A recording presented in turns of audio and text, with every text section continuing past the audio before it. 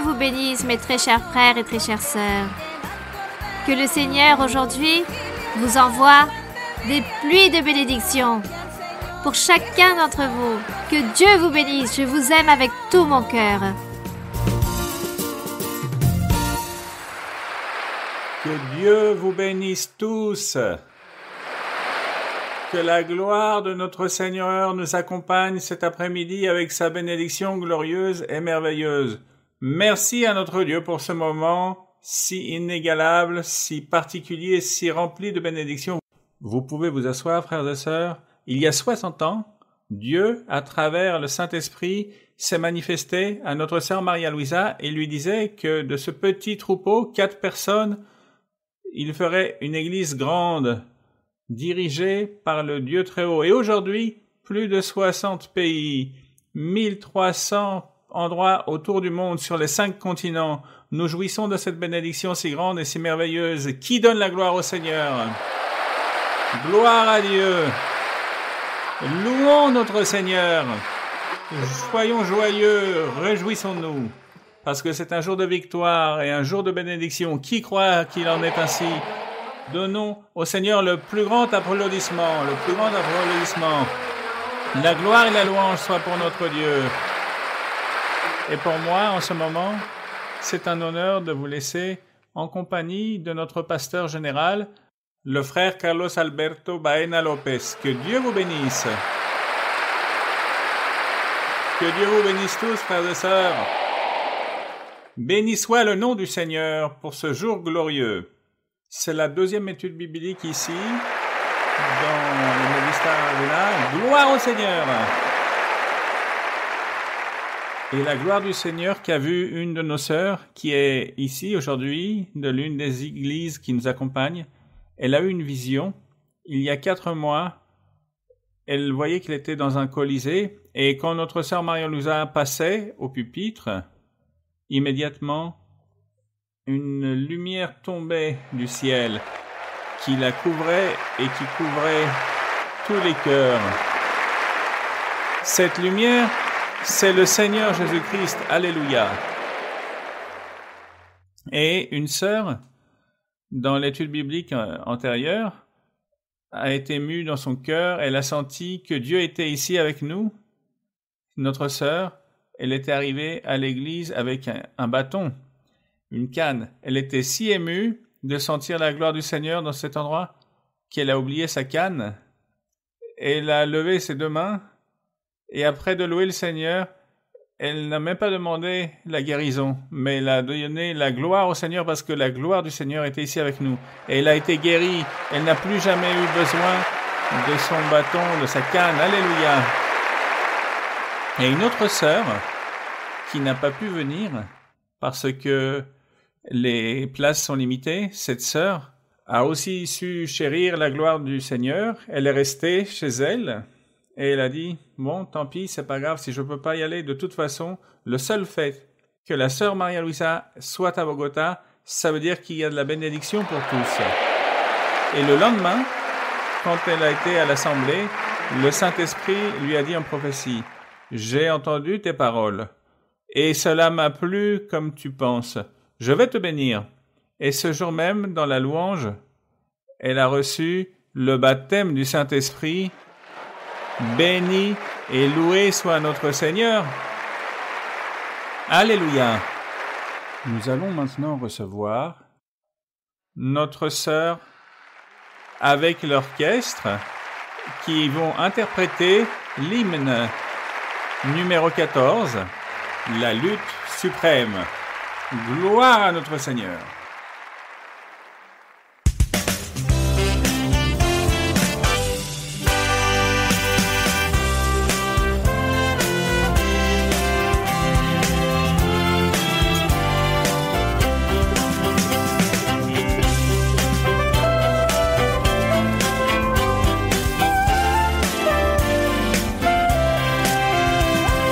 Firmes y adelante,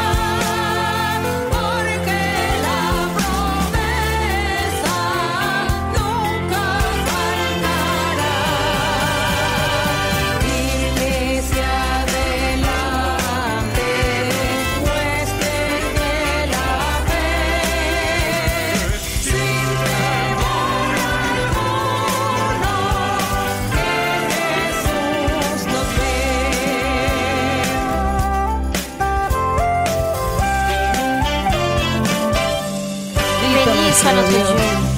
Gloire au roi. Béni soit le Seigneur. Béni soit le Seigneur. La présence de Dieu ici parmi nous. Alléluia. J'aimerais saluer toutes les personnes qui accompagnent notre sœur Maria Luisa, notre frère César Eduardo Moreno, notre sœur Angela Oviedo et leur fils Dylan Moreno.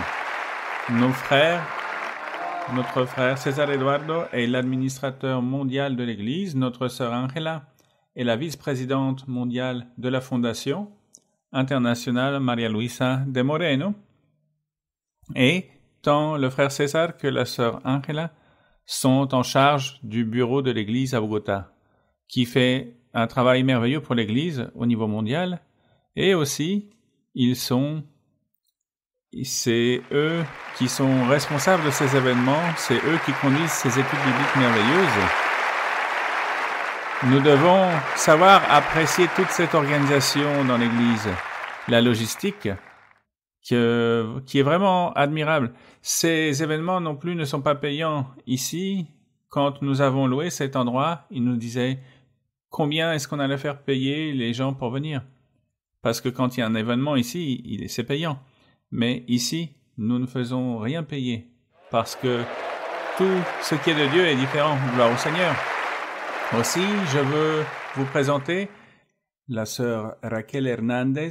Je vous invite à vous lever, sœur Raquel. La sœur Raquel est la nièce de la sœur Maria Luisa et ma femme bien-aimée, mon épouse bien-aimée. Elle a des fonctions administratives dans le bureau de l'Église. Aussi, je veux vous présenter le frère Dario comme la sœur Béatrice.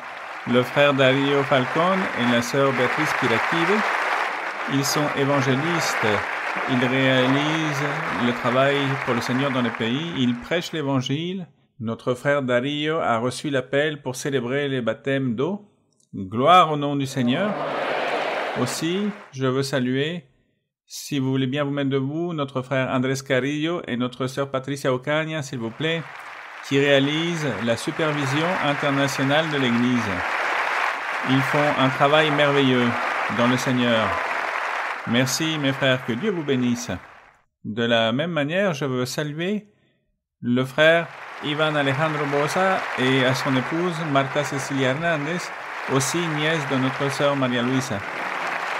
Je veux saluer aussi le frère Alvaro Herrera, superviseur de l'Église aux États-Unis, avec son épouse, la sœur Maria Clara Moore. Je veux saluer le frère Dario Falcon Jr., et à son épouse, la sœur Aymin Zurita, pasteur de l'Église au Panama. Je salue aussi tous les représentants du parti Mira qui se trouvent présents aujourd'hui. Pour des raisons de temps, je ne peux pas vous saluer un par un, mais un grand salut pour vous tous, pour tous ces représentants de Mira. Je vous laisse en compagnie de notre frère Boris Caicedo. Nous le recevons avec beaucoup d'affection parce que c'est le superviseur de l'Église en Équateur. Frère Boris, bienvenue. Béni soit Dieu Tout-Puissant. Quelle merveille, mes frères, de jouir d'un culte aussi magnifique, le travail de notre sœur.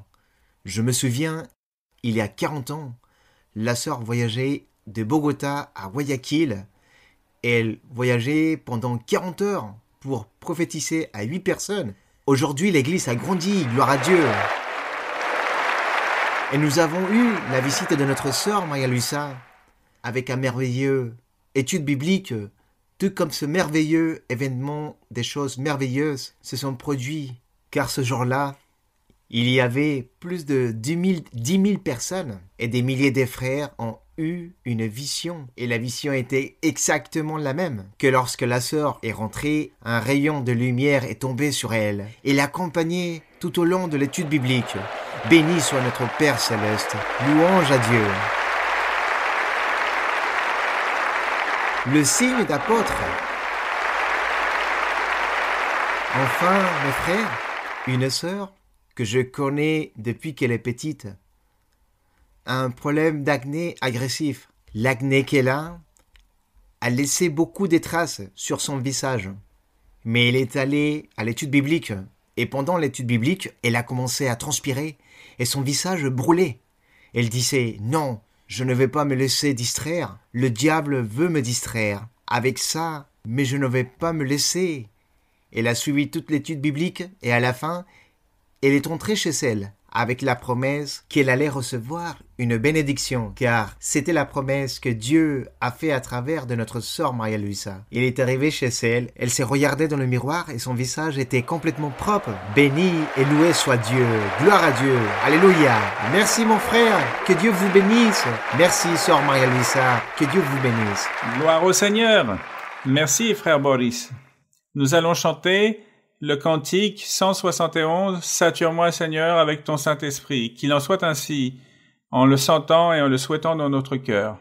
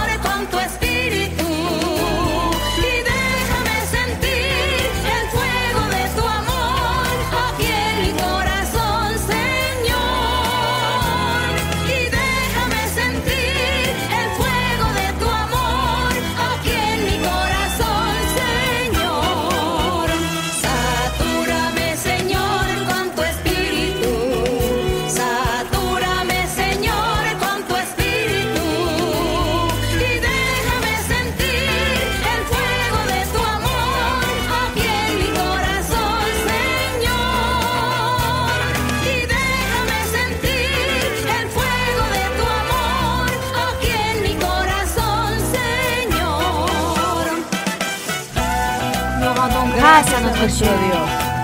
Béni soit le Seigneur. Béni soit notre Dieu.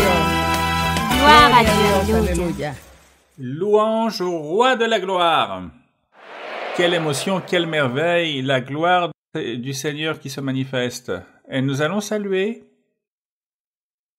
plusieurs familles qui sont très anciennes à l'Église, qui étaient là dès les premières années. Certains sont là depuis plus de 53 ans. Ils ont commencé dans l'église du quartier Santander. L'église du quartier Santander est l'endroit où sont nées la plupart des églises qui sont là. Très bien, frères et sœurs. Je veux céder la parole maintenant à notre frère Daniel Caicedo, pasteur de l'église de Kennedy, qui aide à superviser l'église à Bogota. Notre frère Daniel va s'adresser à vous. Béni soit notre Dieu qui vit et règne pour les siècles des siècles. Au nom de toutes les anciennes familles de l'Église, nous remercions Dieu de ce qu'il nous permet de vivre ce moment si merveilleux. À notre sœur Maria-Luisa, merci de nous enseigner à aimer Dieu, de la part de toutes les anciennes familles, pour tout ce qu'elle a fait pour nous. Sans votre cœur, nous n'aurions pas été dans l'Église, sœur. J'ai été un témoin oculaire du jour où Dieu a dit à notre sœur Maria-Luisa qu'elle devait prendre les rênes de l'Église et qu'un éveil spirituel allait arriver. Un exemple de croissance spirituelle est que, lorsque notre sœur a pris les rênes de l'Église, à Bogota il y avait 2 cultes par jour, un dans le quartier de Las Ferias et l'autre dans celui de Santander. Aujourd'hui, sœur, il y a 72 cultes par jour. Gloire à notre Dieu, louange à Dieu. Et je conclus en partageant un rêve qu'a eu une sœur. Elle voyait une multitude qui était impossible à dénombrer. Et cette multitude, la sœur Maria-Luisa l'emmenait avec sa main. Elle nous emmenait tous vers notre Seigneur Jésus-Christ.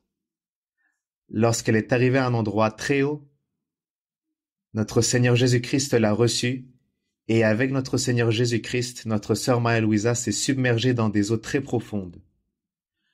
Dans ces profondeurs, on entendait une voix très forte qui disait « Sur la face de la terre, seulement à ma fille Maria-Louisa, je révèle les mystères du royaume. Béni et loué soit le nom du Seigneur. » Je vous envoie de très chaleureuses salutations à tous. Profitons de ce moment. Que Dieu vous bénisse, frères et sœurs. Recevons avec notre cœur ouvert notre bien-aimée sœur Maria-Louisa.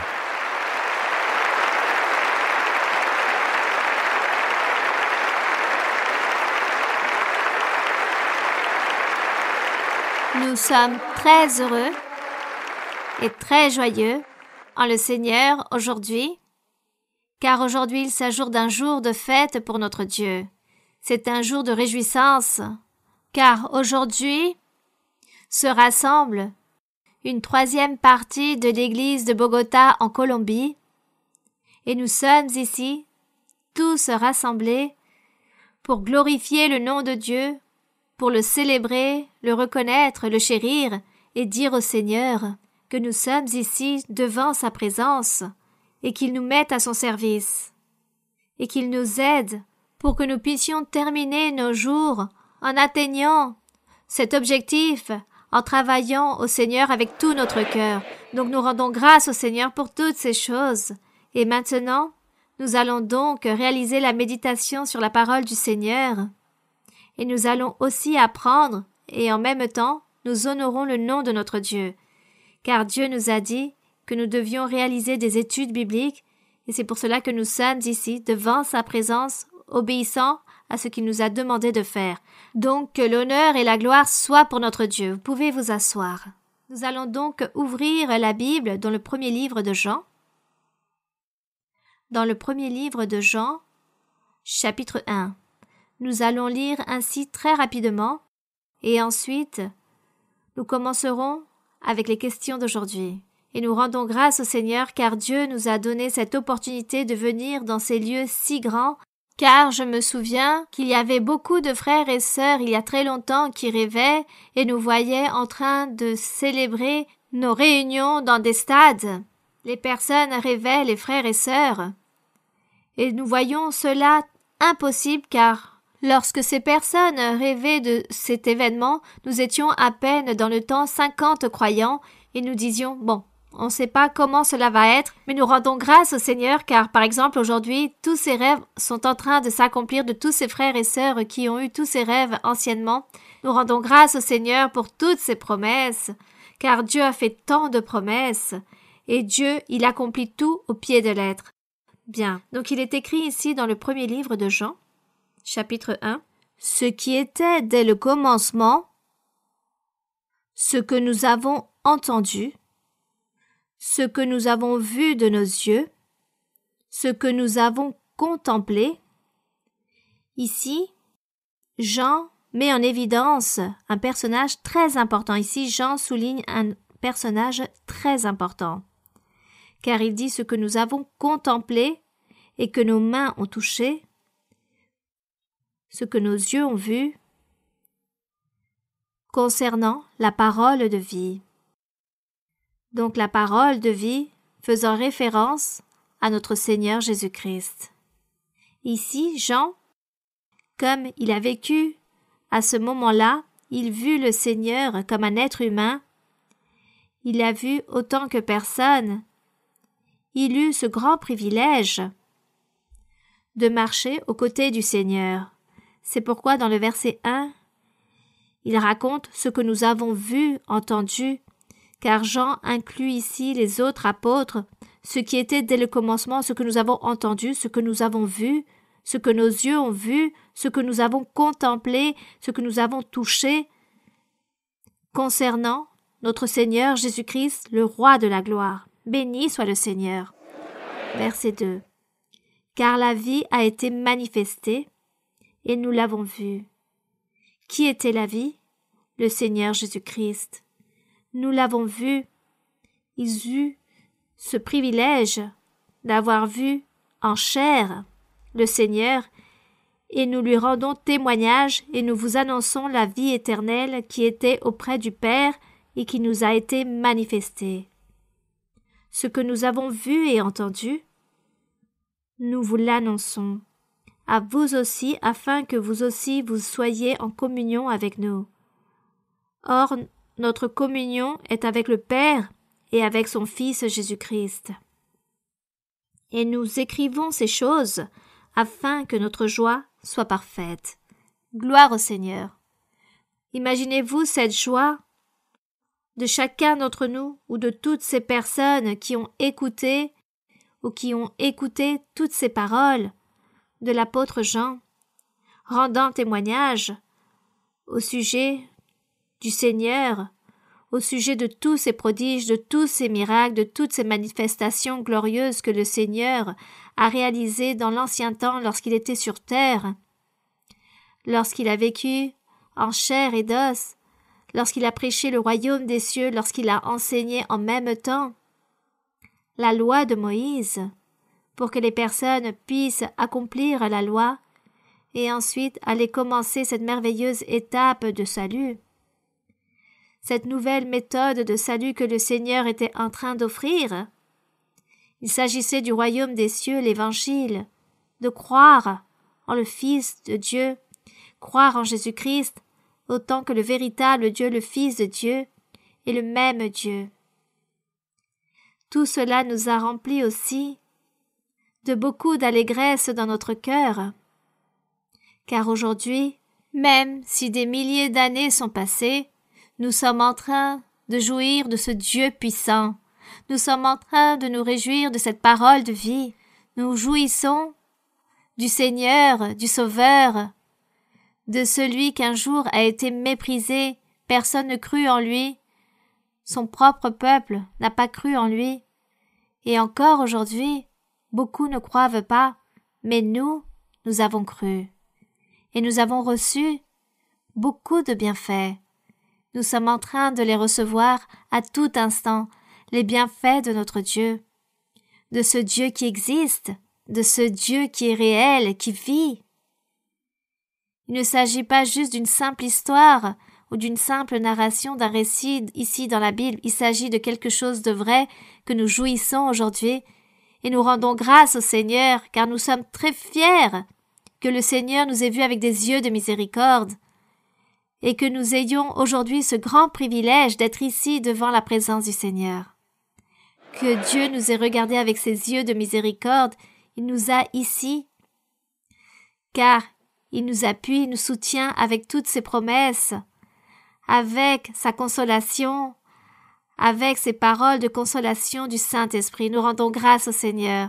Ici, dans le verset 5, il est écrit « La nouvelle que nous avons apprise de lui et que nous vous annonçons, c'est que Dieu est lumière et qu'il n'y a point en lui de ténèbres. Si nous disons que nous sommes en communion avec lui et que nous marchions dans les ténèbres, nous mentons et nous ne pratiquons pas la vérité. Mais si nous marchons dans la lumière, comme il est lui-même dans la lumière, nous sommes mutuellement en communion et le sang de Jésus son Fils nous purifie de tout péché. Si nous disons que nous n'avons pas de péché, nous nous séduisons nous-mêmes, et la vérité n'est point en nous. » Ces versets, l'apôtre était en train de les dire pour ceux qui écoutaient, pour tous ces gens qui encore ne s'étaient pas convertis à l'Évangile. Peut-être ces Juifs de l'ancien temps, il prêchait à ces gens en disant « Vous qui dites que vous gardez la loi de Moïse, que vous l'accomplissez, que vous l'observez et que vous n'êtes pas remplis de péché, alors vous êtes en train de vous tromper vous-même, car vous avez tous péché. Nous avons tous péché. » Voici ce que disait l'apôtre. Et c'est pourquoi, lorsqu'il prêchait le Seigneur Jésus-Christ, il disait qu'ils devaient tous se convertir à lui, afin qu'ils puissent purifier leur cœur, leur péché, avec le sang qu'il avait versé sur la croix du Calvaire. Même s'ils suivaient la loi de Moïse, ils allaient continuer avec leurs péchés dans leur vie. C'est pourquoi ici, dans le verset 9, il continue à leur dire, non seulement aux Juifs, mais aussi à toute personne qui encore aujourd'hui ne se convertit pas à Dieu et qui ne connaît pas Dieu, alors cette personne marche et vit dans le péché. Même si la personne dit être une sainte et ne fait rien de mauvais, cela est un mensonge. Cette personne se trompe elle-même car elle vit dans le péché, car le seul qui ôte les péchés, c'est le Seigneur, le Saint-Esprit qui transforme la personne. Donc, pour l'ancien temps, pour les Juifs et même pour les personnes d'aujourd'hui qui ne se sont pas encore converties au Seigneur, le verset 9 dit « Si nous confessons nos péchés, il est fidèle et juste pour nous les pardonner, pour pardonner nos péchés et pour nous purifier de toute iniquité. » Ainsi prêchait l'apôtre à ces personnes dans l'ancien temps. Vous devez continuer à suivre la loi de Moïse, mais vous devez vous repentir, croire en le Seigneur Jésus-Christ, confesser vos péchés, non seulement à Dieu, mais parmi vous-même aussi. Vous demandez pardon pour les offenses qu'ont été réalisées les uns aux autres, ou les iniquités, les méchancetés que les personnes font. Vous devez confesser, vous repentir et demander pardon. Et aussi à Dieu, car en même temps, vous êtes en train d'offenser Dieu. Donc le verset 10, il est écrit « Si nous disons que nous n'avons pas péché, nous le faisons menteur, et sa parole n'est point en nous. » C'était la manière de comment l'apôtre était là pour parler aux personnes, au peuple, aux Juifs, et que cette parole aussi existe encore pour nous aujourd'hui, nous qui considérons que nous sommes non-juifs. Nous aussi, le monde qui n'a pas encore reçu la parole du Seigneur, pour eux aussi il y a ces doctrines, pour eux aussi est dirigée toutes ces paroles, que les personnes doivent se repentir, car personne n'est parfait, personne n'est saint. Juste lorsque la personne atteint le chemin de Dieu, connaît le Seigneur, Dieu purifie la personne, pardonne la personne, transforme la personne, alors cette personne pourra dire qu'elle vit une vie sainte et agréable devant Dieu. Cette invitation était donc pour ces gens de l'ancien temps, mais rappelons-nous que plus de 2000 ans sont passés, mais encore pour au jour d'aujourd'hui, ce message est présent, car notre Dieu le vivifie à travers de son Saint-Esprit pour qu'il puisse pénétrer dans notre âme, dans notre cœur. Et aujourd'hui, notre Dieu qui se manifeste parmi nous, le Seigneur est en train de se manifester grandement à travers des dons spirituels. Le Seigneur agit dans notre vie, car il se manifeste dans des rêves, dans la prophétie, à travers la prophétie, mais aussi des visions, des révélations, le discernement. À travers de tous ces dons merveilleux, Dieu se manifeste dans nos vies. Il fait que nous croyions et que nous puissions réfléchir et accepter que nous sommes ici en train de marcher, en train de connaître un Dieu vivant et puissant et qui existe, un Dieu qui est réel. Et Dieu a fait beaucoup de merveilles dans nos vies. Dieu, le Seigneur, a fait de grandes merveilles dans notre cœur. Il a transformé notre être. Par ailleurs, je me souviens qu'en 1967, je reçus ma première prophétie dans ma vie. Je n'arrivais pas à comprendre de quoi il s'agissait, mais c'est lorsque Dieu m'a parlé, et Dieu a réalisé cette première promesse merveilleuse, car le Seigneur disait qu'il allait me mettre à son service et qu'il allait me donner des dons. Et je ne comprenais pas, je disais de quoi il parle, qu'est-ce que cela signifie.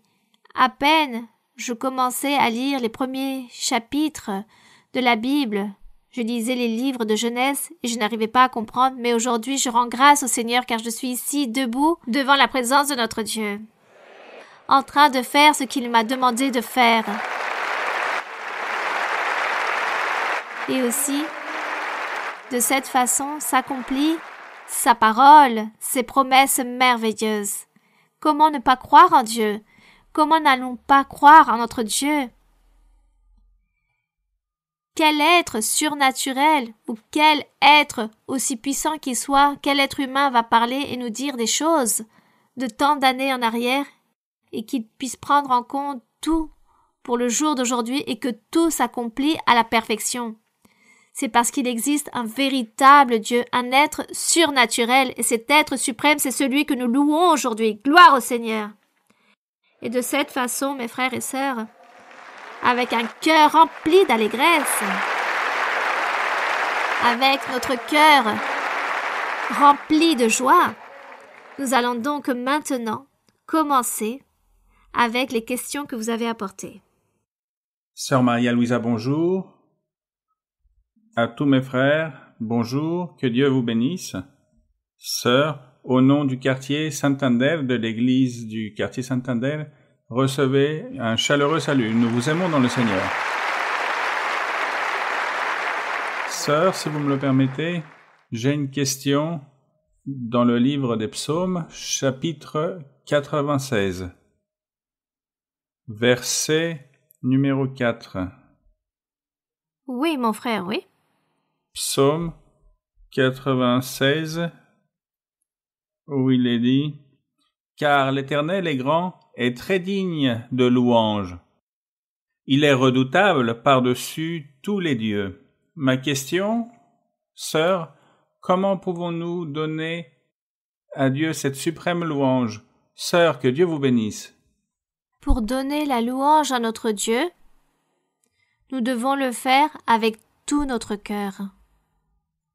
Lorsque nous perfectionnons la louange à notre Dieu, c'est la vie même que nous menons devant sa présence. Si vous menez une vie remplie de péchés, une vie moyennement bien devant le Seigneur, votre louange ne pourra pas être parfaite devant Dieu. Dieu ne va pas recevoir et ne va pas voir de votre part cette louange, car vous êtes en train de lui manquer, d'échouer devant lui. Donc nous, les êtres humains, du moins le Seigneur enseigne que nous devons mener une vie droite, une vie sainte, agréable devant Dieu, pour que de cette façon, nos prières, nos cantiques et les louanges que nous réalisons pour notre Dieu soient parfaites. Comme lorsqu'il dit « Chantez avec intelligence », c'est cela avec notre cœur, menant une vie pure. Nous pouvons perfectionner notre vie, nous pouvons vivre la sainteté. Il y a des personnes qui disent que cela est un mensonge, que nous, autant qu'êtres humains, nous ne pouvons pas vivre la sainteté, mais nous pouvons vivre la sainteté devant le Seigneur. Donc cette louange, Dieu va la recevoir avec une grande joie et Dieu sera très heureux, très joyeux avec nous car nous menons la vie qu'il souhaite et du coup, tout ce que nous faisons, nos prières, il nous écoute et il nous bénit. C'est cela, la perfection de notre vie, c'est ce qui fait que nos louanges soient dignes et nous chantons avec intelligence et faire tout à la perfection pour notre Dieu. C'est cela, la vie que nous menons. Nous pouvons le faire. Dieu nous aide pour que nous puissions vivre cette vie agréable devant Dieu sans lui manquer. Car nous devons abandonner tant de choses, renoncer à tant de choses qui nous séparent du Seigneur, comme le mensonge, la cupidité, tous ces petits péchés dont parlent les personnes, qu'il s'agit de tout petits péchés. La cupidité, la jalousie, la rancune, la haine, toutes ces choses nuisent tellement à notre vie spirituelle, la souille, et cela fait que Dieu s'éloigne de nous, et qu'il soit très loin de nous et qu'il ne nous écoute pas. C'est pourquoi il faut vaincre toutes ces choses, il faut demander à Dieu qu'il nous aide. Dieu peut nous transformer et nous changer. Il faut donc prier et dire au Seigneur « Aide-moi, car seul je suis incapable, mais tu m'aideras. » Bien, continuons. Bonsoir, sœur Maria-Louisa. L'église de Santander est très contente d'être en face de vous, sœur. Sœur, j'ai une question dans la Bible qui se trouve dans Deutéronome 6:5. Oui.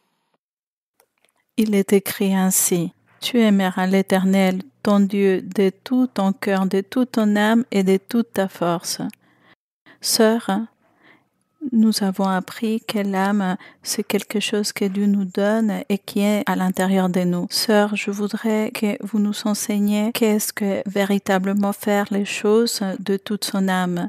On parle de louer Dieu de toute son âme, de servir Dieu de toute son âme, d'aimer Dieu et de le louer de toute son âme. Pourriez-vous m'expliquer que cela veut dire et comment l'âme agit dans notre intérieur pour que nous fassions les choses telles que Dieu les souhaite? Merci beaucoup. Aimer, tu aimeras l'Éternel ton Dieu de tout ton cœur, de toute ton âme et de toute ta force, avec tout ton être, avec toutes tes pensées. Car Dieu, il faut l'aimer lorsque nous aimons. Nous faisons plaisir à la personne que nous aimons. Lorsque quelqu'un aime une autre personne, nous ne savons pas comment lui faire plaisir, comment l'accueillir. La personne fait tout pour faire plaisir à cette personne parce qu'elle l'aime. Donc Dieu nous dit que nous devons l'aimer avant toute chose, avant toute personne, avant nous-mêmes. Comment nous aimons-nous?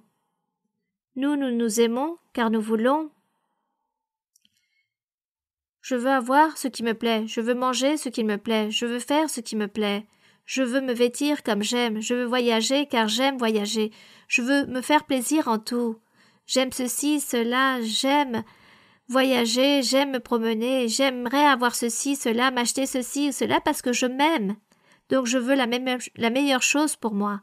Et le Seigneur dit que nous devons aimer encore plus Dieu avant nous-mêmes. Plus Dieu que n'importe quelle autre chose qui puisse exister. Donc aimer notre Dieu, c'est cela. C'est nous adonner à lui et faire sa volonté, lui plaire, changer. Nous lisons la Bible pour apprendre qu'est-ce que nous devons cesser de faire pour plaire à Dieu. Qu'est-ce que je dois faire pour lui être agréable? Donc je lis la Bible, j'écoute un enseignement, car je dois apprendre qu'est-ce que je dois faire pour plaire à Dieu, qu'est-ce que je dois faire pour changer. L'Église, c'est une université pour notre vie spirituelle. Nous ici dans la Bible, lorsque nous la lisons, nous apprenons les choses bonnes et mauvaises, les choses bonnes pour plaire à Dieu, et les choses mauvaises pour dire je dois y renoncer, je ne veux pas faire ceci ou cela, ou ce que ce personnage a fait, car je dois plaire à Dieu, car je l'aime, car j'aime mon Seigneur. Donc par exemple, ma famille vient contre moi et m'interdit, me menace en disant « Ne va pas à cette église, ne lis pas la Bible, ne cherche pas ce Dieu. » Et ce proche dira « Je vais ôter ton héritage, je vais t'abandonner, tu n'appartiens plus à cette famille. » Mais si je m'aime moi-même, je dis « Bon, très bien, je ne vais plus aller chercher les choses de Dieu et je vais leur faire plaisir, parce que je m'aime moi-même et j'aime encore plus ma famille. Mais si j'aime Dieu, alors je vais dire non. On peut me mépriser, on peut m'abandonner, on peut m'ôter même mon héritage, mais moi je continuerai à suivre le chemin de Dieu, même s'il le faut seul, car je serai avec Dieu. Pourquoi? Parce que j'aime Dieu avec toute ma force. Je l'aime avec tout mon cœur, avec mon âme, c'est cela. Aimer Dieu de cette façon.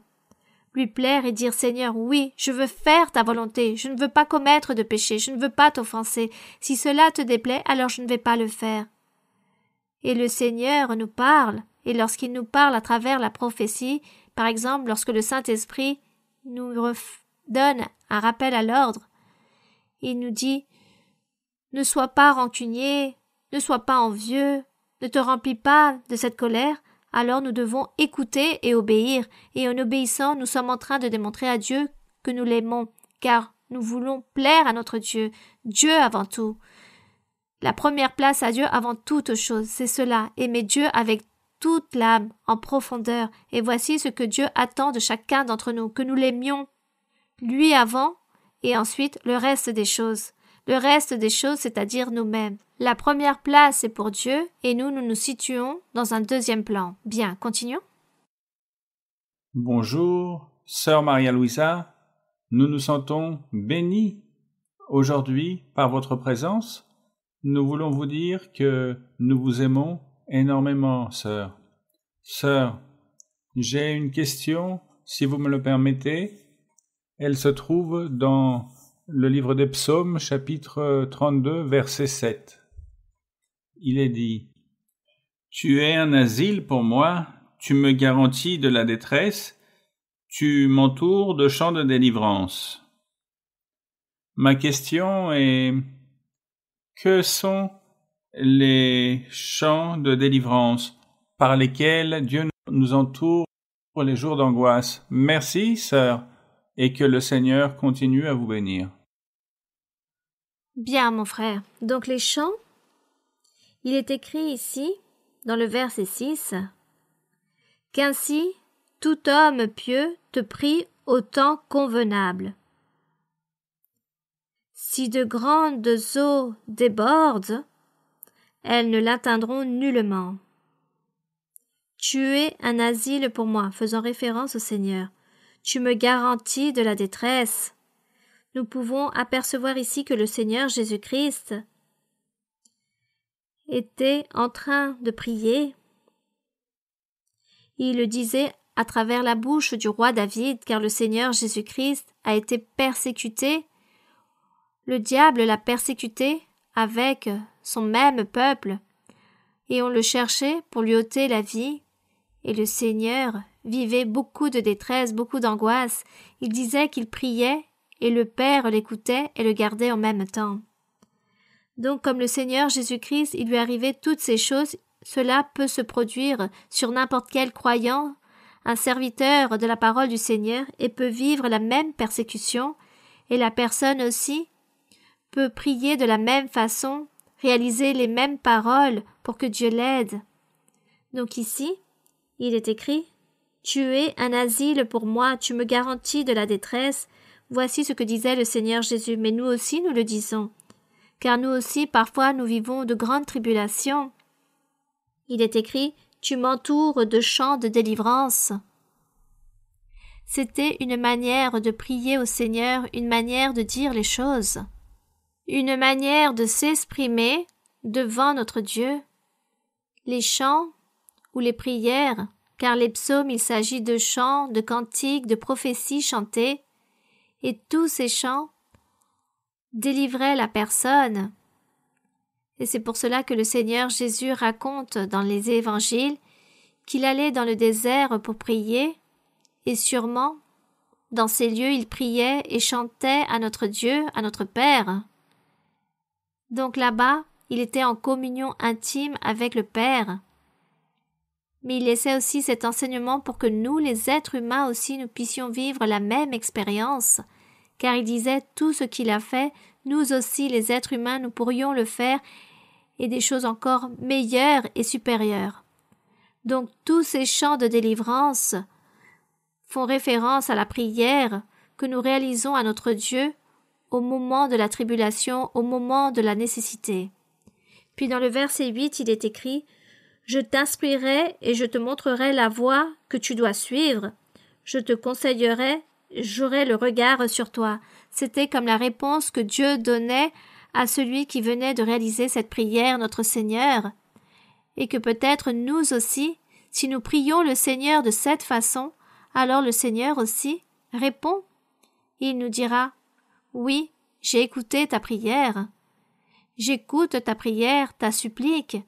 Et je vais te répondre, je vais te bénir. » C'est pour cela les psaumes, il s'agit d'un grand exemple vivant et puissant de la manifestation de Dieu sur l'homme et de la manière de comment l'être humain ou l'homme doit se présenter devant le Seigneur pour que réellement il y ait cette réussite dans sa vie spirituelle.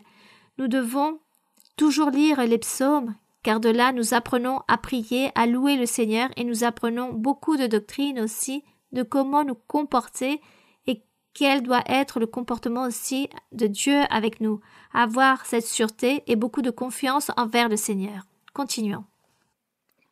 Bonsoir frères et sœurs, bonsoir sœur Maria Luisa, que Dieu vous bénisse. L'Église de Osa Recreo vous salue.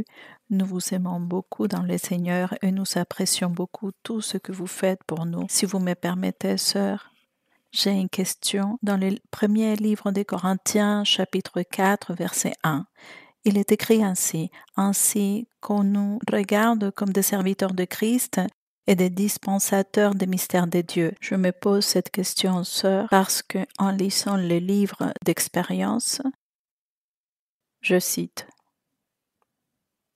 s'occuper des choses profondes de Dieu n'est pas une tâche facile, ni d'essayer de décrire la manifestation majestueuse de son pouvoir sur ceux qu'il a appelés. Sœur, nous savons que le Seigneur vous a fait dispensatrice de la grandeur de Dieu. Une évidence de cela, c'est le soutien dont l'Église jouit et qu'aujourd'hui nous profitions de cela. Comment pouvons-nous devenir ces bons dispensateurs du pouvoir de Dieu afin de pouvoir donner à Dieu ce qu'il souhaite que nous lui donnons en tant qu'Église? Sœur, je vous aime beaucoup dans le Seigneur. Merci. Lorsqu'il est écrit que nous soyons de bons dispensateurs, c'est être aussi fidèle à Dieu. Être fidèle et sincère envers Dieu. La fidélité est très importante.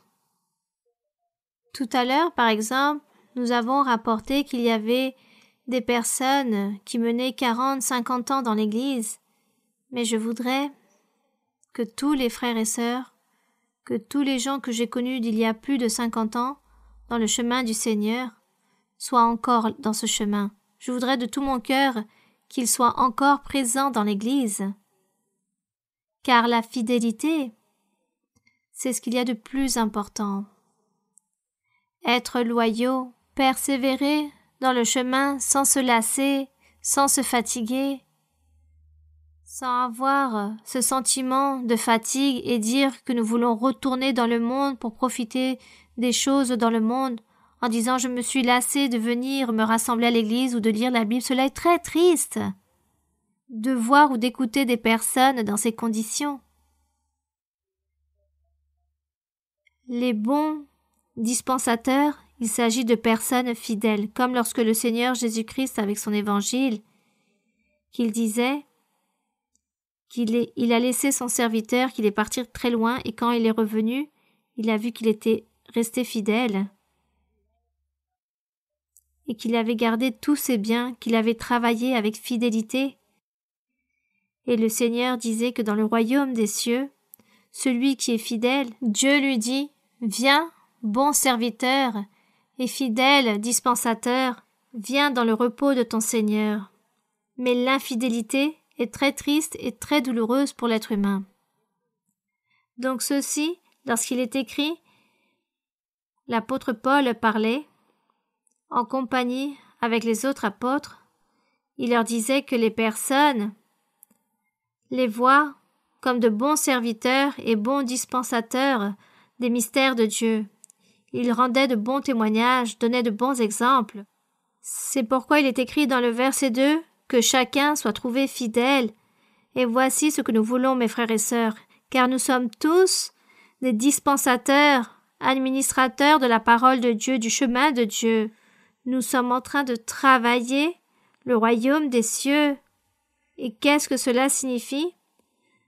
C'est avec les dons spirituels que nous travaillons, car Dieu donne les dons spirituels à chaque personne selon comment il le souhaite, mais il veut que cette personne soit fidèle et que cette personne travaille et gagne beaucoup d'âmes avec ce don que Dieu lui a donné, que Dieu lui a offert, et que cette personne continue à être fidèle jusqu'au dernier jour de sa vie, que cette personne ne se lasse pas et que chaque jour qui passe, vous puissiez transformer votre vie en réalisant de bonnes actions pour vous perfectionner, jusqu'au jour où vous serez parfait devant la présence du Seigneur. Et l'histoire raconte que nous pouvons réussir. Ainsi est notre lutte. Et c'est ce que nous prêchons tous les jours, que nous devons suivre, ne pas chanceler, mais continuer de l'avant, persévérer dans cette lutte et être fidèles à Dieu pour que Dieu puisse nous dire que nous sommes de bons dispensateurs. Voici ce que nous voulons, être face au Seigneur pour lui être toujours à son service.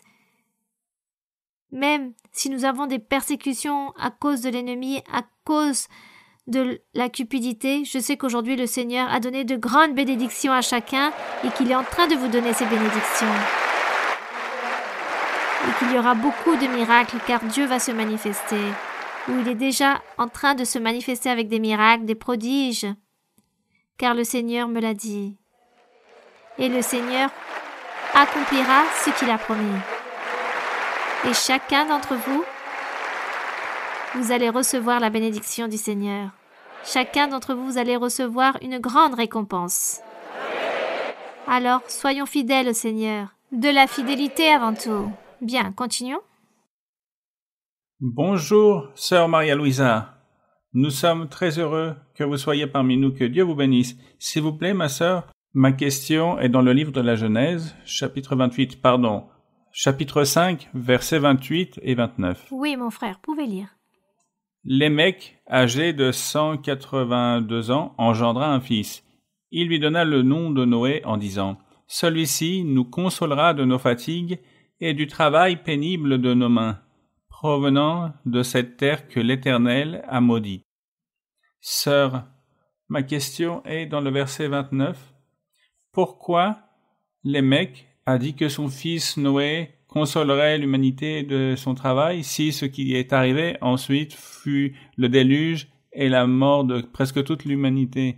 Est-ce que Lémec faisait référence à un soulagement pour la création en éliminant la méchanceté de l'homme à travers le déluge, ou plutôt Lémec prophétisait et les paroles réellement reflètent la perspective divine du Père, du Fils et du Saint-Esprit, quand il exprime que ses œuvres et ses efforts seraient temporairement soulagés pendant que l'humanité a été presque quasiment totalement détruite? Bien. Merci, sœur. Si ce n'était que Noé fut rempli de grâce devant Dieu, car sûrement il a réalisé de bonnes œuvres qui ont plu au Seigneur, si cela n'aurait pas été ainsi, Dieu aurait détruit absolument tout, depuis Noé jusqu'à aujourd'hui. Et l'humanité n'aurait pas pu continuer ce que Dieu avait créé depuis Adam jusqu'à aujourd'hui. C'est pourquoi, lorsqu'il a prophétisé, car il a donné une prophétie, il a dit « Celui-ci nous consolera de nos fatigues, car la famille de Noé est restée avec tous ses fils, et à travers cette famille, l'humanité a continué à se développer, et à partir de là, s'est accomplie la prophétie que Dieu a consolé cette fatigue, c'est-à-dire il a allégé ce fardeau, car il aurait pu effacer sur toute la face de la terre tout être humain. Le Seigneur aurait pu faire cela. Mais Noé, comme il fut rempli de grâce, il fut ce sauveur à ce moment-là. Car même s'il y a eu une grande mortalité, sa famille est restée vivante, il y a eu donc une trace de ce que Dieu avait créé d'Adam et Ève. Bien, continuons. Sœur Maria-Louise, bonsoir.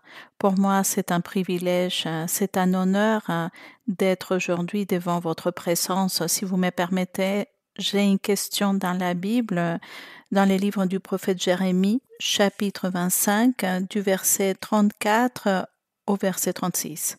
Oui, ma sœur. Il est écrit ainsi, sœur. Gémissez, pasteurs, et criez. Roulez-vous dans la cendre, conducteurs de troupeaux, car les jours sont venus où vous allez être égorgés. Je vous briserai et vous tomberez comme un vase de prix. Plus de refuge pour les pasteurs, plus de salut pour les conducteurs des troupeaux. On entend les cris des pasteurs, les gémissements des conducteurs des troupeaux, car l'Éternel ravage leur pâturage. Sœur, dans ces versets, le mot conducteur attire beaucoup mon attention. Je fais des recherches dans les dictionnaires et conducteur fait référence au pasteur principal entre les pasteurs qui gardent les troupeaux, mais plus particulièrement celui qui garde les animaux difficiles. Ma question est, sœur, si ces conducteurs sont les principaux et les anciens du peuple d'Israël et si aujourd'hui nous pouvons voir ces conducteurs dans l'Église. Merci beaucoup, sœur, pour votre réponse. Que Dieu continue à vous bénir, à vous remplir de soutien et de santé. Jérémie donnait la prophétie aux chefs, aux gouverneurs du peuple d'Israël et du peuple de Juda, car ils étaient en train de manquer à Dieu. Absolument tous, les prophètes, les sacrificateurs, les rois aussi, ainsi que les gouverneurs, échouaient devant Dieu, car ils avaient suivi l'idolâtrie. Ils réalisaient le péché et avaient violé le temple du Seigneur. Le temple que Salomon avait bâti, ils étaient en train de le violer à travers l'idolâtrie, car ils étaient en train de profaner le temple. Donc Jérémie prophétise le châtiment que Dieu allait donner à tout ce peuple.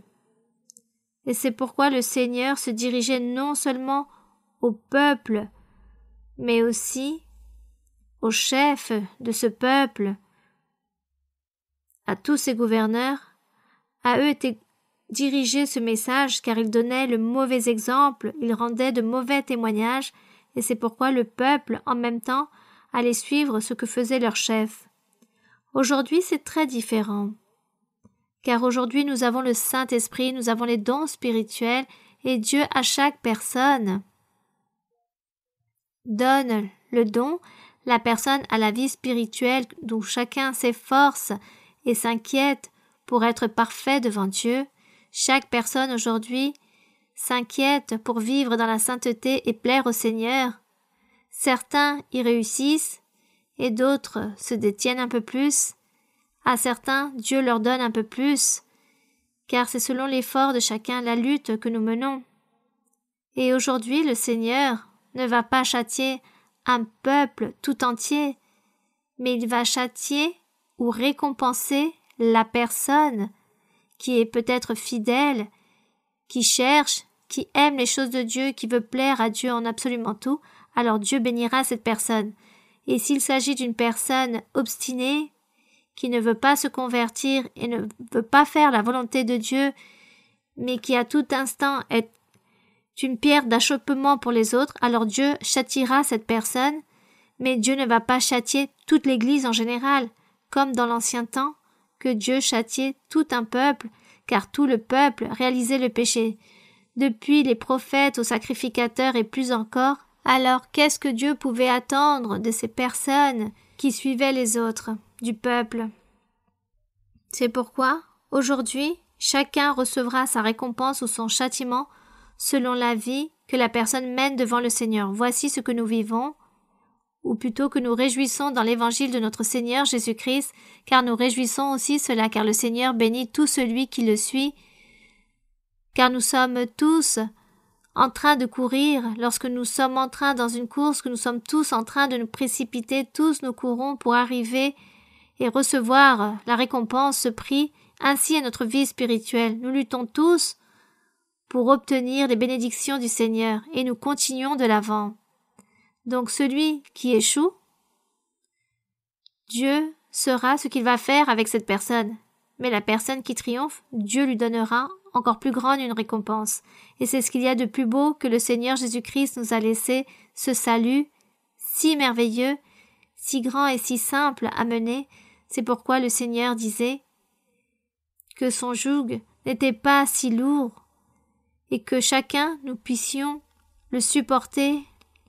Et le peuple d'Israël ancien n'a pas pu supporter tous ces fardeaux, et tous ont échoué devant Dieu, et Dieu les a tous châtiés. Aujourd'hui, les choses ne sont plus ainsi. À chacun d'entre nous, Dieu nous donne ou nous ôte, il nous donne une récompense ou il nous châtie. C'est pourquoi nous devons être des enfants fidèles, loyaux envers le Seigneur. Bien, continuons. Bonjour, sœur Maria Luisa. Un fraternel salut de l'église de Chapinero. Je veux vous poser une question basée sur le livre du Cantique des Cantiques, chapitre 5, verset 8. Je vous en conjure, filles de Jérusalem, si vous trouvez mon bien-aimé, que lui direz-vous? Que je suis malade d'amour. Il est très beau de voir comme l'Église s'exprime ici et parle de ce sentiment d'amour envers le Seigneur.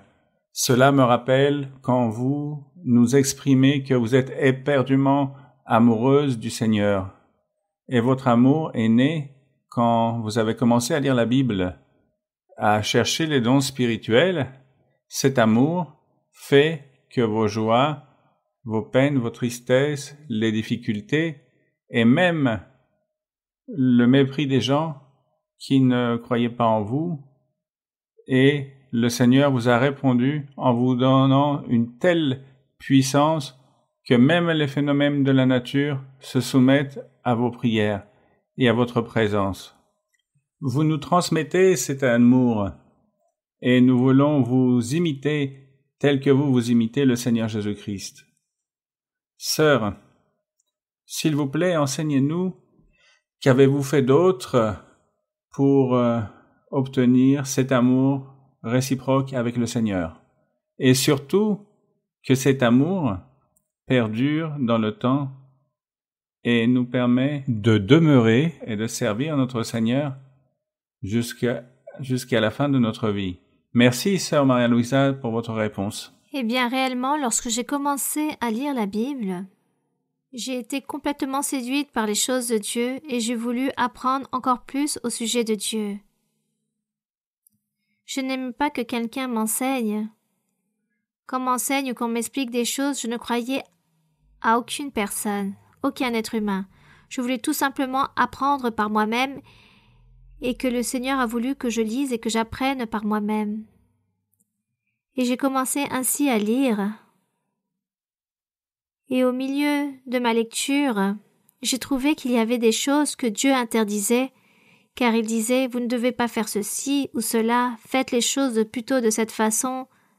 Je lisais l'histoire des personnages, des personnes qui ont fait de bonnes choses et d'autres des mauvaises choses, les conséquences aussi des choses. Et tout cela, je l'apprenais et je le gardais dans mon cœur. Et je disais que la meilleure chose, c'était obéir et faire les choses correctes devant Dieu. Et faire ce que la Bible disait. Et je lisais toujours pour apprendre, car je disais toujours en moi, je veux continuer à apprendre et qu'est-ce que je dois cesser de faire pour plaire à Dieu et qu'est-ce que je dois apprendre pour lui être agréable. Et ainsi fut toute ma vie. Jusqu'au jour d'aujourd'hui encore, je continue à lire la Bible et je trouve des choses nouvelles. Je trouve des mots, des paroles, des expressions qui m'enseignent ou qui me corrigent ou même qui me font ouvrir les yeux sur certaines choses. Et jusqu'au jour d'aujourd'hui, j'ai toujours ce souhait de vouloir apprendre encore plus pour plaire au Seigneur. Je n'aime pas copier des autres, vivre comme les autres vivent ou avoir le même sentiment que les autres. J'ai mon propre critère. J'établis moi-même mes propres critères en disant « cela déplaît au Seigneur ». Par contre, cela plaît au Seigneur, mais pas cela. Et je vois qu'il y a des personnes dans l'Église qui font cela, et rien ne se produit.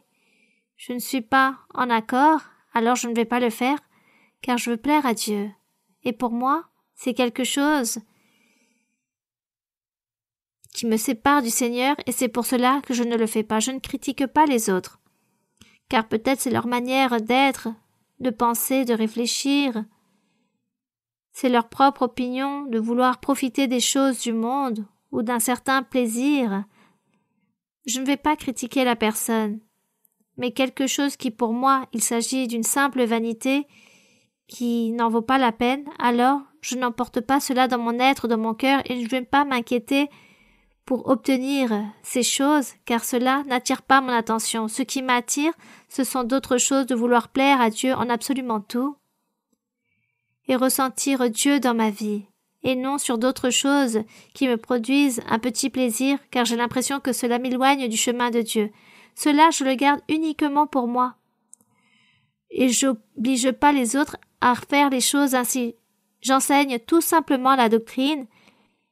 Il y a des choses très intimes encore plus profondes que je garde pour moi, mais le concept que je mène, Dieu m'enseigne, et si j'ai un mauvais concept de cela, alors enseigne-moi. Si je me trompe, enseigne-moi.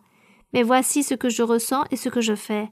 Ainsi a toujours été ma vie de vouloir plaire à Dieu et ne pas faire comme les autres, car parfois les gens imitent les autres, imitent dans leur vie la façon de parler, de faire les choses, de s'amuser aussi, et font comme les autres.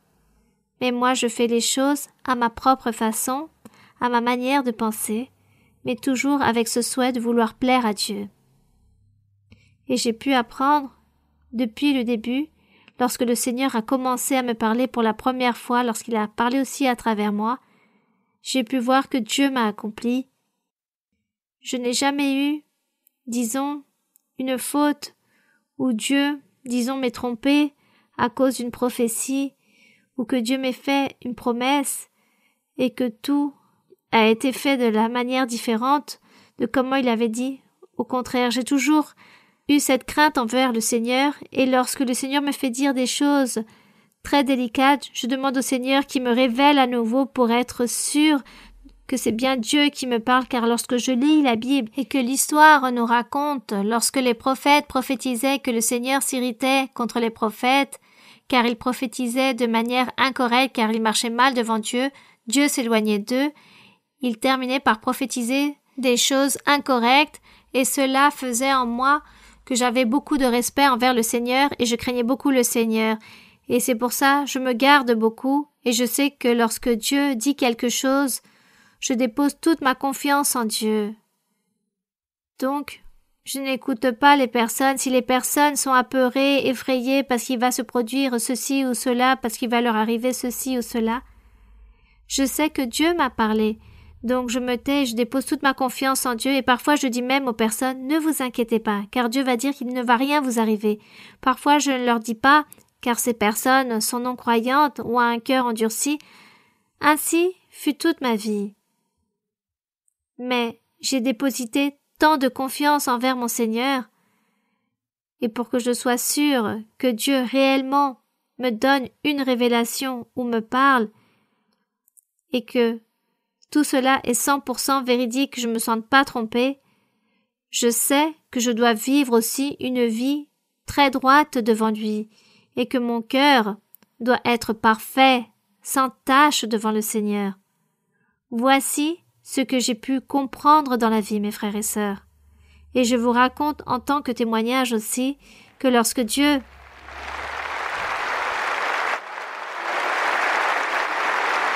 lorsque le Seigneur m'a établi à réaliser ce travail, lorsque le Seigneur m'a dit de mener les rênes de son Église, je me suis dit je dois être au service du Seigneur, je dois changer. Je me suis engagée à ôter beaucoup de défauts que j'avais en moi, car beaucoup de fois, je sentais de l'égoïsme ou de la cupidité pour 2-3 personnes. Je sentais quelque chose de mauvais envers ces personnes et je disais « Seigneur, est-ce vraiment de la jalousie, de la cupidité ou suis-je égoïste? Ou qu'est-ce qui m'arrive avec ces personnes? Je n'arrive pas à comprendre. » Un jour, le Seigneur m'a fait un rappel à l'ordre et il m'a dit que je devais changer. Il m'a dit « Il y a un manque d'amour en toi. » Et lorsqu'il m'a dit cela, j'ai reconnu qu'est-ce que c'était, car je m'irritais beaucoup contre une personne de l'Église. Et le Seigneur m'a enseigné, c'était comme une petite jalousie que j'avais envers cette personne. Et ce jour-là, lorsque le Seigneur m'a fait un rappel à l'ordre, je vous raconte que de mon cœur, tout cela est parti et plus jamais je n'ai ressenti ce sentiment envers cette personne, mais au contraire, que de l'harmonie. Et ma vie a commencé et j'ai commencé à expérimenter, à aimer toutes les personnes. J'ai commencé à ressentir un amour très profond envers les gens, envers toutes les personnes, peu importe la personne, qu'il s'agisse d'enfants, des personnes adultes. J'ai ce sentiment de tendresse envers toutes les personnes, de la sincérité. Je n'ai plus d'hypocrisie envers les gens. Au contraire, j'ai beaucoup d'amour, de joie, d'allégresse envers les personnes. J'aime les personnes comme elles sont et j'ai beaucoup de respect envers les personnes et je sais que c'est Dieu qui m'a changé. Dieu m'a ôté toutes ces mauvaises choses pour me permettre d'être à son service devant la présence de Dieu, être devant lui, en train de rendre témoignage de toutes ces choses. Comment allons-nous mentir au Seigneur? Alors Dieu a fait tout cela, car je me suis engagée dans mon cœur à toujours l'aimer, à toujours lui plaire en absolument tout, et être moi-même, et avoir mes propres critères, ma propre manière de penser et d'agir. Et c'est pourquoi je dis toujours au Seigneur, ce que tu vois qui est incorrect, alors enseigne-moi, car peut-être par ignorance, je vais faire quelque chose qui te déplaît. Alors, aide-moi, et c'est le Seigneur qui m'enseigne. Il a toujours été mon orientation, celui qui me conduit, qui m'appuie, qui me soutient. Je ne demande des conseils qu'à Dieu.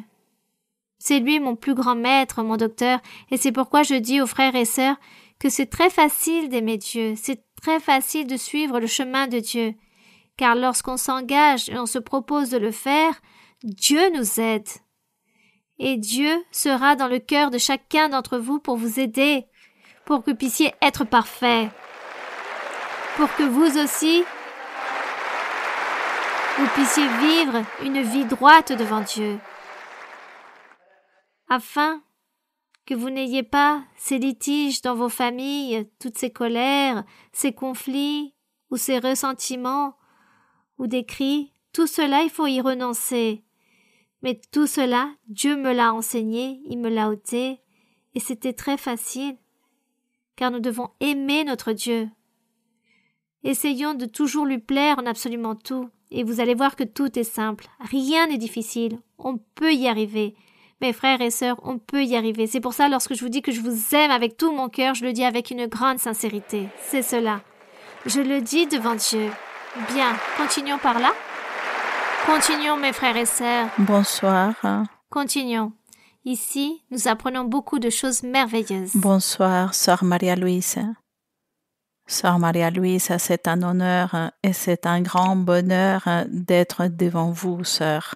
Sœur, j'ai une question de la Bible qui se trouve dans les psaumes 67, versets 1 et 2.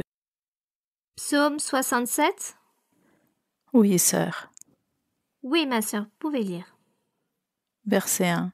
Que Dieu ait pitié de nous et qu'il nous bénisse, qu'il fasse luire sur nous sa face, afin que l'on connaisse sur la terre ta voie, et parmi toutes les nations ton salut. Sœur Maria-Louise, je voudrais que vous nous expliquiez la profondeur de ce qui veut dire que Dieu fasse luire sur nous sa face.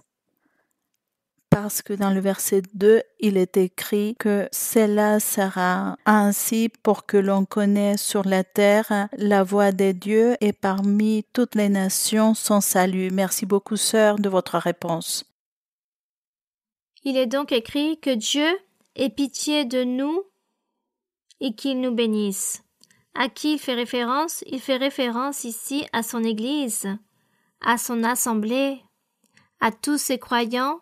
Il se dirige ici le Seigneur. Il dit que Dieu ait pitié de nous et qu'il nous bénisse. Et que Dieu fasse luire sur nous sa face, c'est-à-dire que Dieu puisse se démontrer ou se manifester dans nos vies avec une plus grande clarté, que Dieu se manifeste encore plus parmi nous, qu'à chaque fois que nous prions le Seigneur, qu'il nous écoute et qu'il nous réponde, qu'à chaque fois que nous sommes en train de lui demander quelque chose, qu'il puisse nous l'exaucer, ou qu'il puisse nous donner ce que nous lui demandons, ou que le Seigneur nous protège, nous garde dans le moment du danger, dans le moment de la tribulation, qu'il soit attentif à nous. Voici ce que cela signifie lorsqu'il est écrit qu'il fasse luire sur nous sa face. Et pourquoi? Parce que si Dieu nous exauce, il accomplit, il se manifeste dans notre vie, il écoute, il nous répond, alors, afin que sur la terre, qu'on connaisse sa voix, ainsi que toutes les nations puissent connaître et vivre le salut, parce que Dieu existe, d'où les témoignages dans l'Église. Les personnes rendent témoignage dans l'Église de tout ce qu'elles reçoivent de la part de Dieu. Donc toutes les personnes qui écoutent les témoignages disent réellement dans ce lieu, Dieu se manifeste, car regardez que cette personne est en train de raconter comment Dieu s'est manifesté dans sa vie, comment Dieu l'a béni, l'a délivré, l'a gardé, l'a protégé. Donc Dieu existe. Donc Dieu écoute la prière. Dieu bénit. C'est cela. Voici ce que signifie qu'il fasse luire sur nous sa face, afin qu'il se fasse connaître sur la terre sa voix et dans toutes les nations le salut de notre Dieu. Que l'honneur et la gloire soient pour notre Dieu. Nous allons donc prier. Nous allons prier notre Dieu.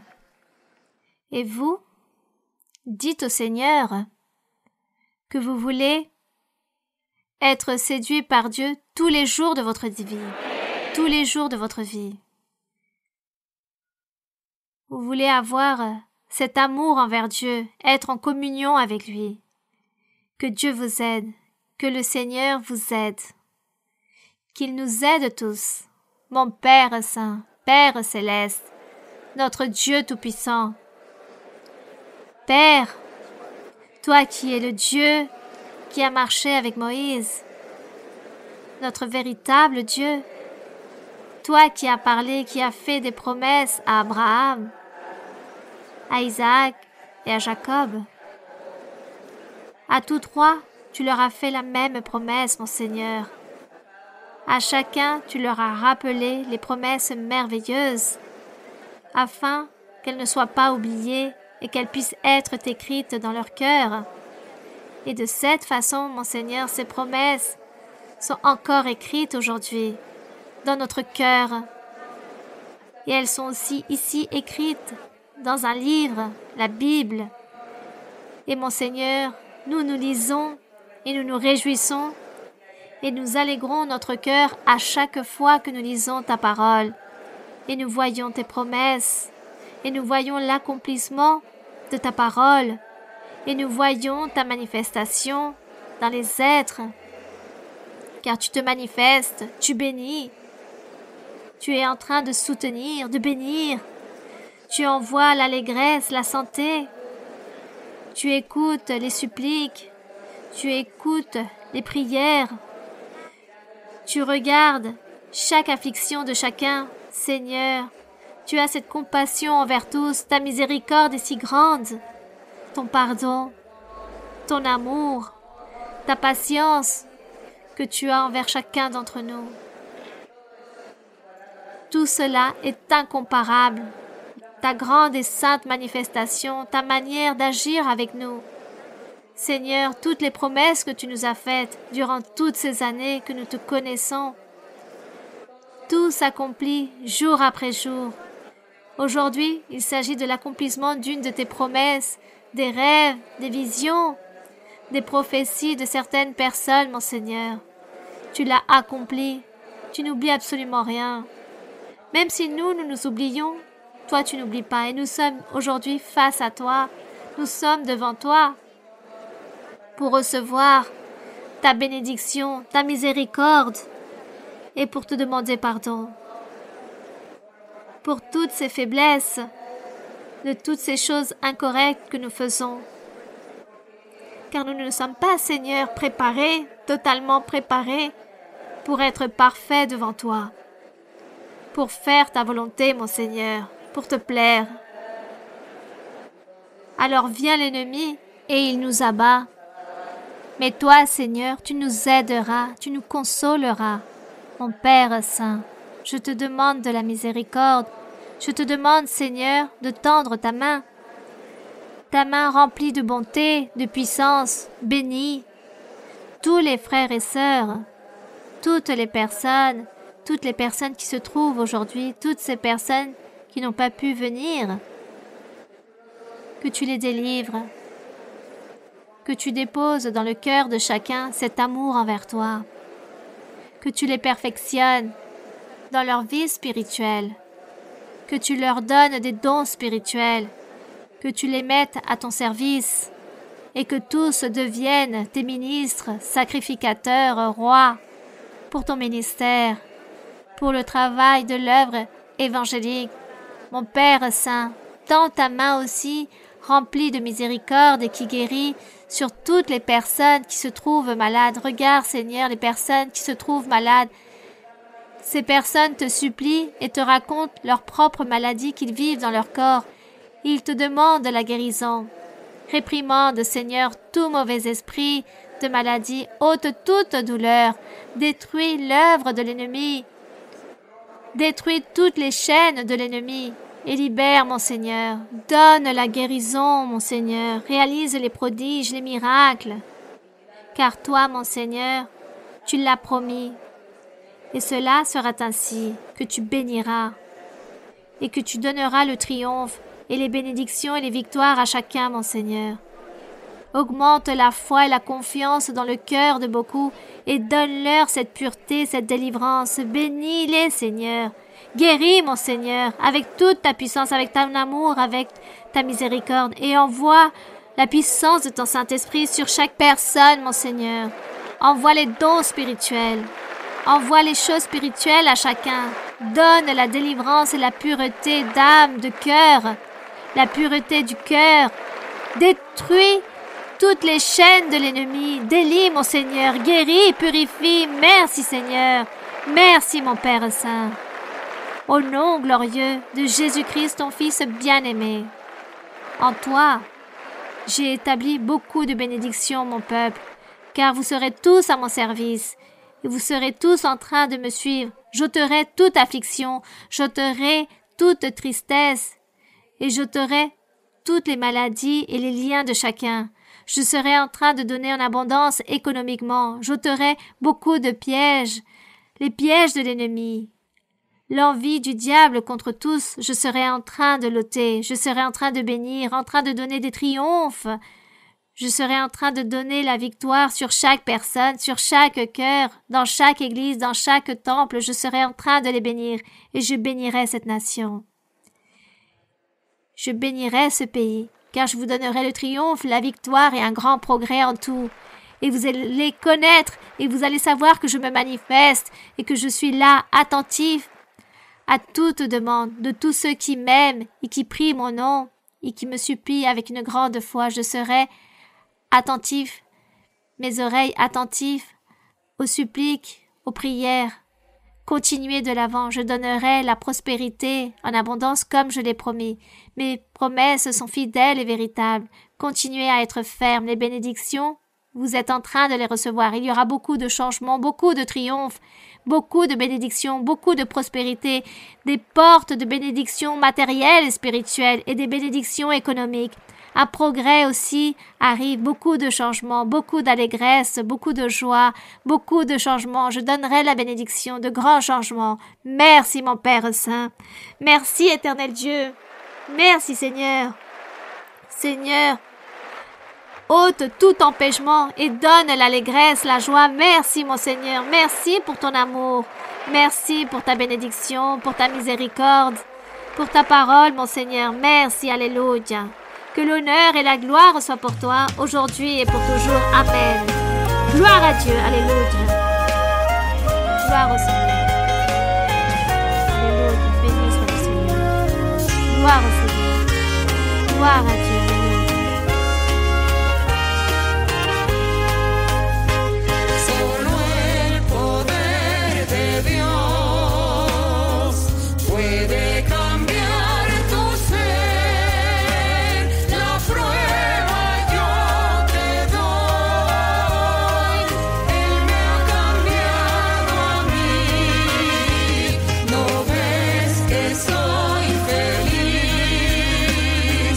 Si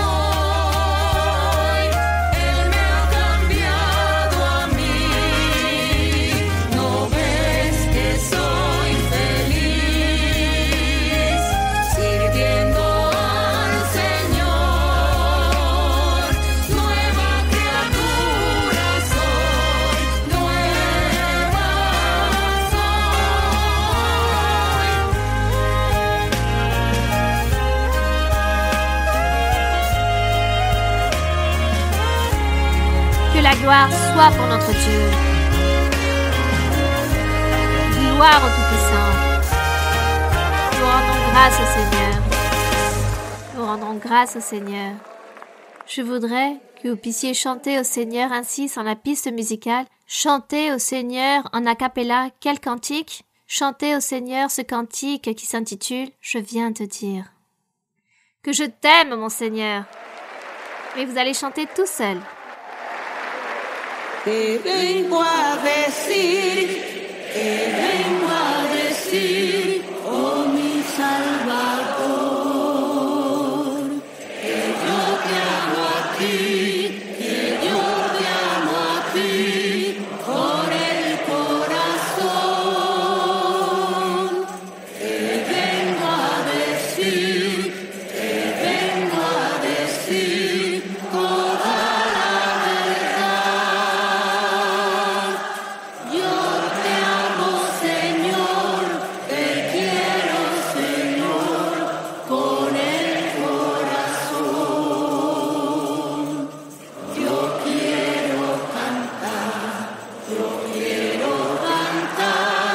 de gozo y de paz. Yo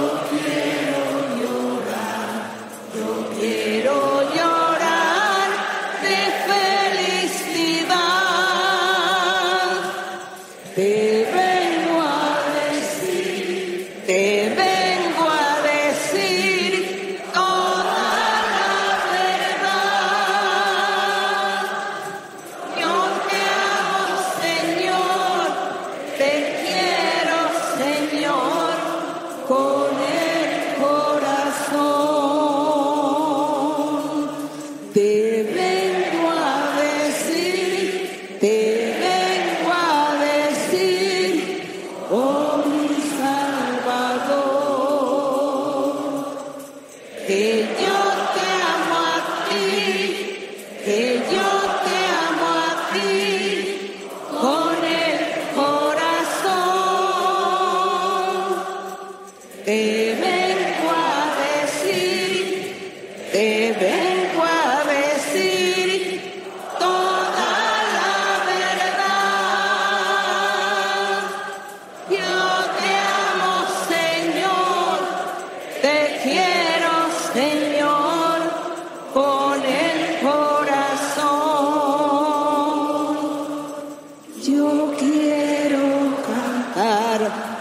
Yo quiero cantar de gozo y de paz.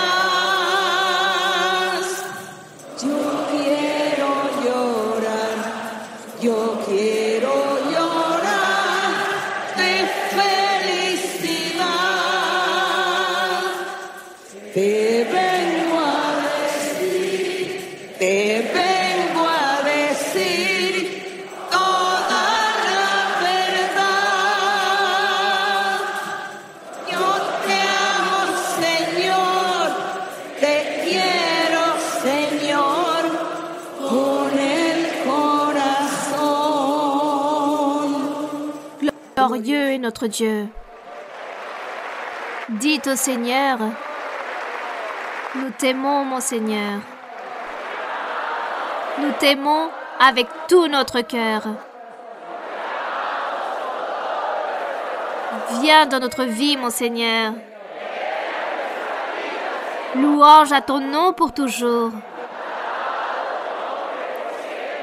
Que l'honneur soit pour notre Dieu. Merci, mes frères et sœurs. Merci, merci, merci. Que le Seigneur vous bénisse. Qu'il vous bénisse.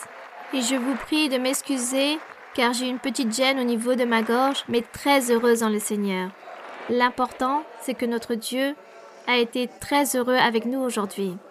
Merci et que Dieu vous bénisse et à très bientôt. À bientôt. Je vous envoie toutes mes salutations remplies de tendresse. Que Dieu vous bénisse.